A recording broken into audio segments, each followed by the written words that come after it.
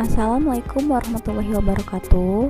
Pada kesempatan kali ini kita akan membahas mengenai persamaan termokimia. Tujuan dari pembelajaran ini diharapkan kalian dapat menulis persamaan termokimia. Sedangkan prasyarat materi yang harus kalian pahami terlebih dahulu sebelum memulai pembelajaran ini adalah 1. Konsep mol.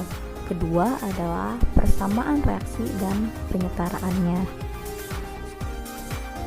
Selanjutnya ada persamaan reaksi dan persamaan termokimia. Apa saja ya perbedaan antara persamaan reaksi dan persamaan termokimia?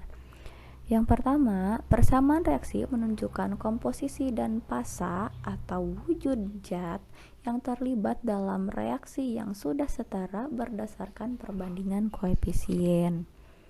Nah, untuk penyetaraan persamaan reaksi sudah kita tugaskan dulu pas semester 2 kelas 1 kalau ada yang masih ingat. Nah, ini adalah contoh dari persamaan reaksi. Di situ ada 2H2 gas direaksikan dengan O2 gas menghasilkan 2H2O gas. Nah, di situ ada koefisien. Koefisien itu digunakan untuk menyetarakan persamaan reaksi. Nah, sedangkan persamaan termokimia itu adalah persamaan reaksi yang sudah setara dan diakhiri dengan nilai atau data delta H reaksi.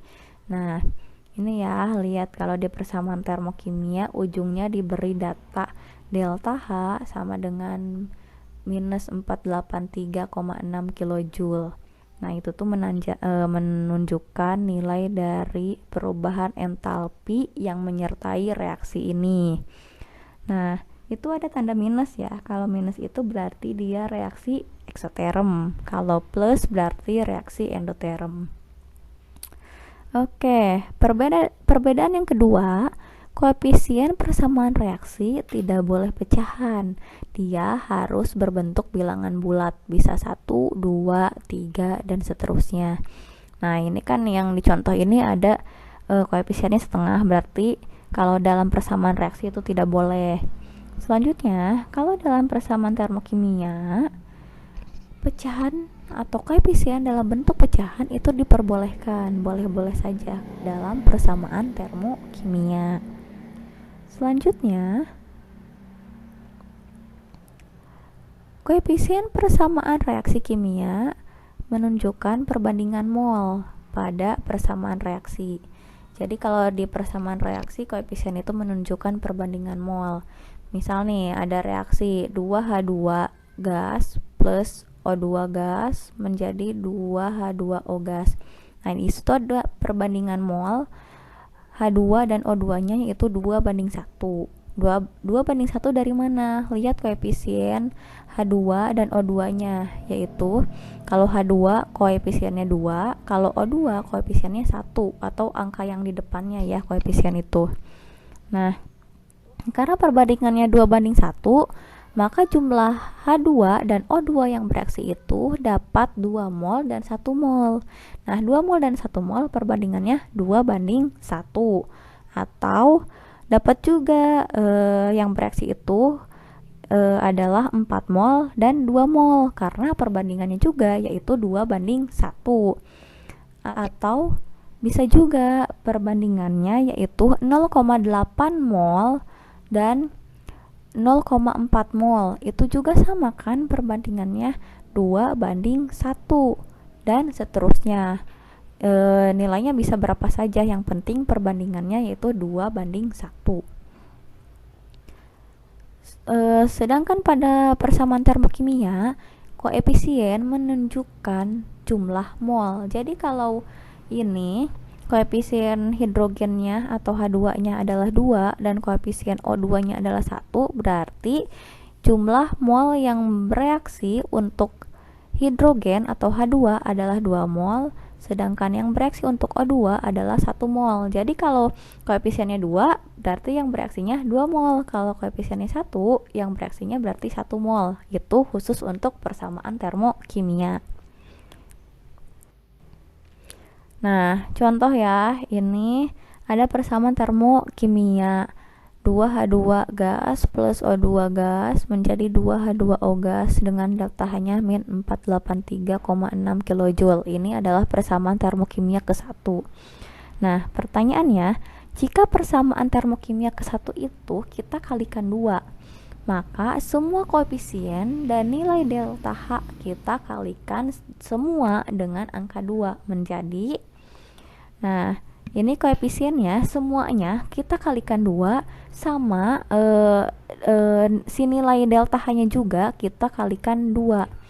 Jadi kalau koefisiennya kita kalikan 2 jadi 4H2 ditambah 2O2 menjadi 4H2O. Nah, koefisiennya kita kali 2 semua ya ini. Terus nilai delta H-nya juga kita kali 2 menjadi minus 967,2 kJ. Selanjutnya, jika persamaan termokimia ke-1 kita bagi 2, maka semua koefisien dan nilai delta H kita bagi dengan angka 2. Kalau dibagi berarti sama saja dengan dikali setengah ya. Berarti nanti koefisiennya 2H2 nya, si 2 koefisien 2 nya kita kali setengah. Ini O2 nya kan ini tidak ada koefisien yang ditulis, berarti sama dengan koefisiennya 1 kali setengah. Ini 2H2O, koefisien 2 nya kita kali setengah, dan nilai delta H nya minus 483,6 kJ nya kita juga kali setengah, sehingga hasilnya sama dengan H2 gas plus setengah O2 gas menjadi H2O gas, dan nilai delta H nya juga menjadi setengahnya, yaitu minus 241,8 kJ. Selanjutnya, jika persamaan termokimia kita balik atau tukar persamaan termokimia yang ke-1 itu. Nah, kalau kita tukar, di mana zat yang awalnya ada di ruas kanan menjadi di ruas kiri, dan sebaliknya yang di ruas kiri menjadi di ruas kanan, maka kita harus tukar juga tanda dari delta H-nya. Ini kan tanda delta H-nya pada persamaan termokimia ke-1 minus ya, minus. Jadi kita rubah tandanya menjadi plus kalau kita tukar antara ruas kiri dan ruas kanan. Oke, selesai.